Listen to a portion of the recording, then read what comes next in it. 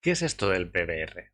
Básicamente, lo que tenemos que entender es que cualquier material o la tecnología PBR lo que nos va a representar es cómo afecta la luz a nuestros materiales, a nuestras superficies.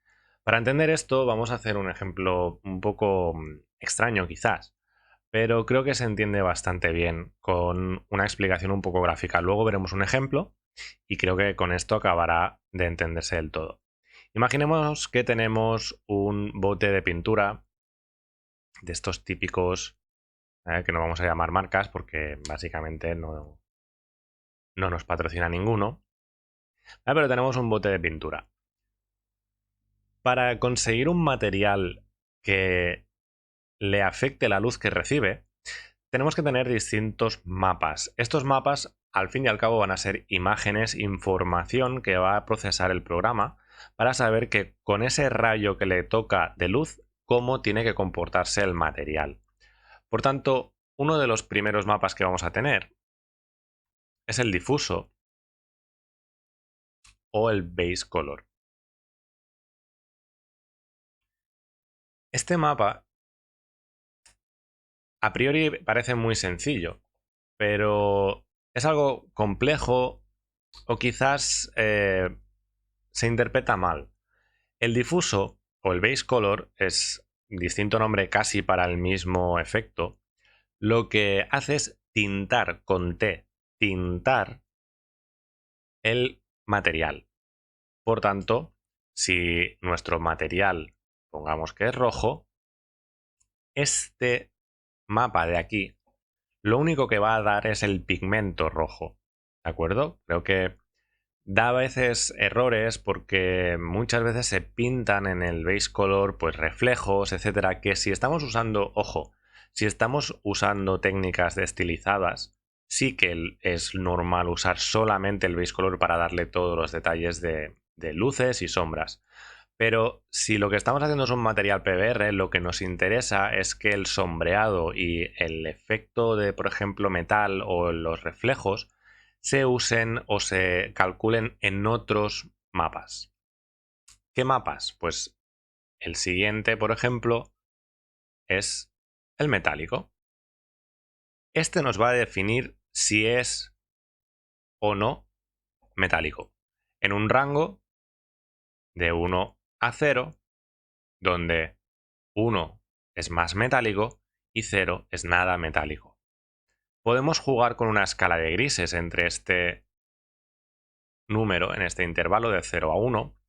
Y, por ejemplo, si ponemos 0,5, pues va a ser un punto intermedio, no va a ser un metal puro, sino que va a ser como una especie, no va a ser tan cromado, digamos, sino que va a ser como una especie de metal, algo reflectante, pero no del todo cromado. Para hacer un metal o una superficie completamente reflectante, nos vamos a ir a otro mapa. Este mapa se llama Roughness, y lo que nos va a hacer esto es la superficie cuán pulida es. Aquí también se genera a veces un poco de equívoco en cuanto a este mapa, porque básicamente lo que nos está representando es a nivel microscópico la rugosidad que tiene. Hay veces, muy pocas veces, pero sobre todo al principio, que creemos que la rugosidad es las normales o cómo va a moverse nuestra malla, digamos. Y no es así. El roughness lo que nos va a hacer es, si nos vamos a una esfera a nivel microscópico, tomamos esta muestra de aquí, si el valor es cero, va a ser completamente pulido y a nivel microscópico vamos a ver una superficie tal que así. Por tanto, cuando la luz choque, va a salir rebotada y nos vamos a ver. En cambio, pongamos que es algo así, la mitad es pulida y esta mitad no es pulida. Por tanto, tiene un valor de 1. Aquí tenemos 0, aquí tenemos 1.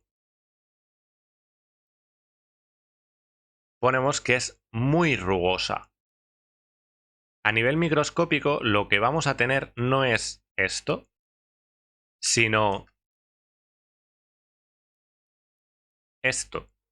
Por tanto, cuando la luz entre, va a empezar a rebotar por todos lados y si vamos a tener algún rebote hacia arriba o en la misma dirección, pero seguramente no nos vamos a ver.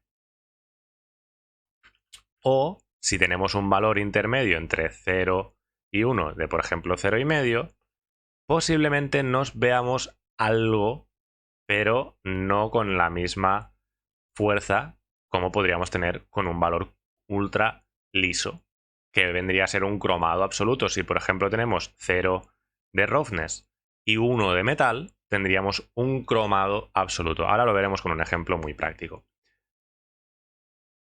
El siguiente sería el normal.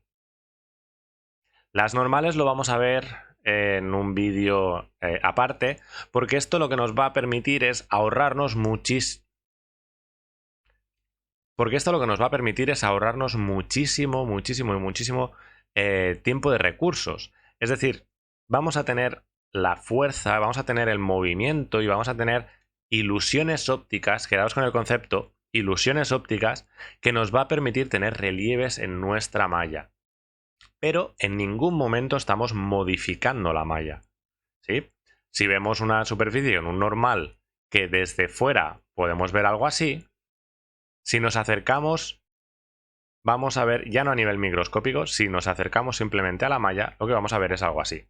¿Cómo modificamos la malla? Con otro mapa, que es el de altura.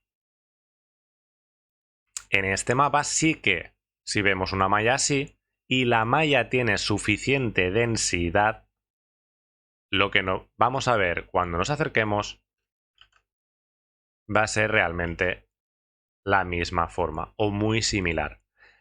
Estos dos mapas en conjunto tienen una fuerza bestial que nos pueden hacer que nuestra malla de low poly tenga un aspecto hiperrealista de AAA.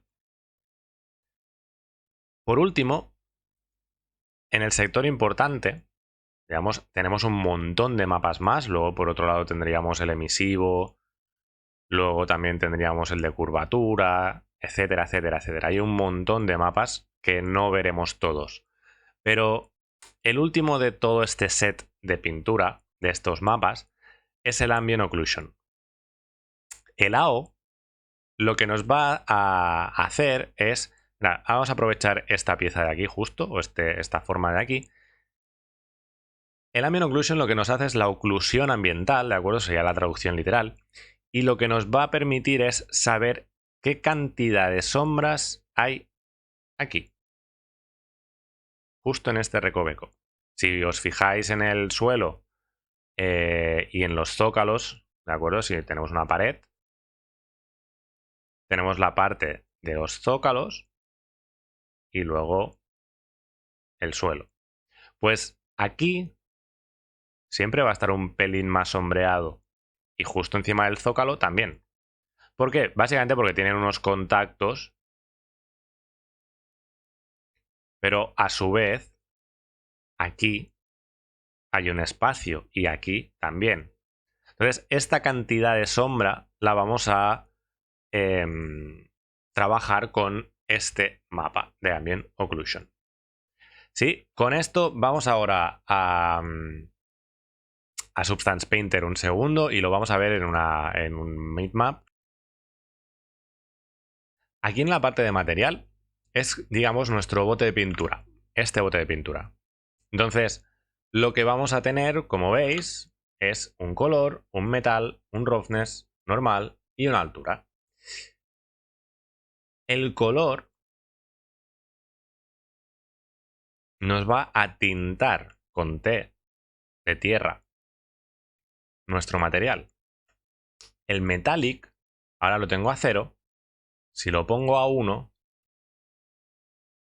ves que es completamente metálico. Y si el roughness, que no está en 0, sino en 0,3, lo pongo a 0, es un material completamente cromado.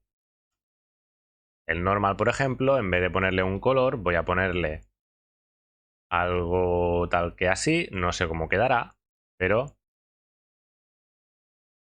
Bueno, aquí tenéis el normal, que en verdad...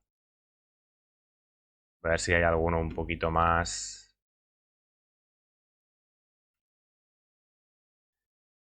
Bueno, para ver lo que necesitamos se entiende. No voy a pintar un normal ahora, pero bueno. Para verlo, voy a quitar el roughness, o sea, le voy a poner más rugosidad y le voy a decir que no sea metálico. Ligeramente metálico. Y quizás el rojo este es demasiado chillón. Así. Mirad, a lo que me refiero con el normal. Esto es un efecto óptico. Si yo me acerco, no tiene elevación la malla. En cambio, vamos a pintar el height map. En vez de material, vamos a buscar normal y aquí tenéis el height. Y vemos que está todo en negro. Si nosotros pintamos en positivo, vamos a elevar la malla real, es decir, aquí dependerá de la densidad real de la malla. Si tenemos pocos polígonos no va a levantar nada, o se va a levantar ligeramente los vértices, pero no demasiado, ¿sí? Entonces vamos a ir a normal, voy a cambiar que solo voy a pintar el height. Aquí, bueno, necesito un mapa, le voy a poner que va a pintar en blanco y vamos a pintar, por ejemplo, aquí, esta parte de así. Si ahora el material, que es el que hemos hecho, azul, nada metálico, un poco de roughness, con este normal extraño aquí en medio, que no tiene nada de lógica, y le decimos que el height tenga altura, ¿veis? Este sí está levantando la malla.